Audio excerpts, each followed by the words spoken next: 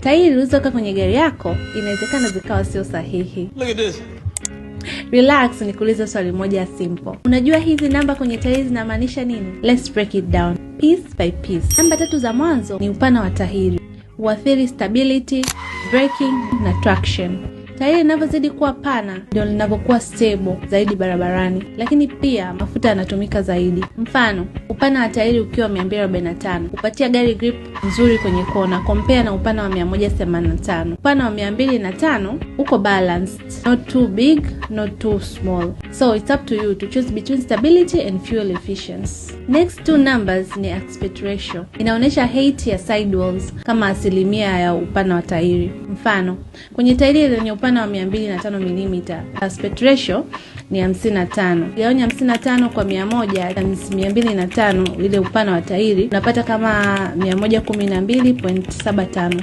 Hiyo ndio height ya tairi. Kadiri ya aspect ratio inavyoongezeka ndio uwezo wa gari kubeba mzigo mkubwa unavyoongezeka. Ikishuka ndio inaitwa low profile. Halafu kuna herufi R. Ni aina ya teknolojia iliyotumika kutengeneza tairi, yani radio construction.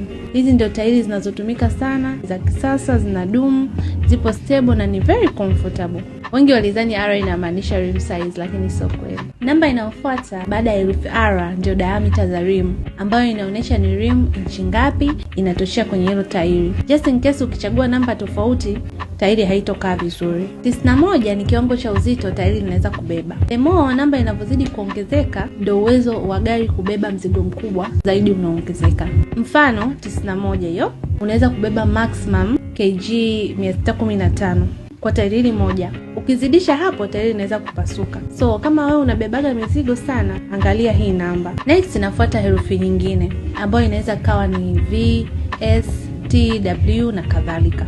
Hii inaonyesha spidi ya juu ambayo tairi inaweza kustahimili bila kupasuka. Mfano V inahimili spidi mpaka 240 km/h. Ikizidi hapo tairi inaweza kuoverheat. Na kama wewe ni mtu wa speed, hii ni kitu muhimu sana cha kuconsider. Pia bila kusahau kuna namba ambazo zinaonyesha wiki na mwaka ambao tairi limetengenezwa. Inaitwa Tire Manufacturing Code. Mfano DOT 3125.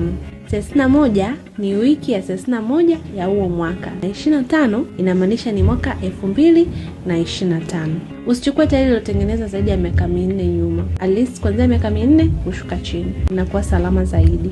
So, next time ukitaka kuchange your tires, consider these tire codes to match your vibe, style na energy of course.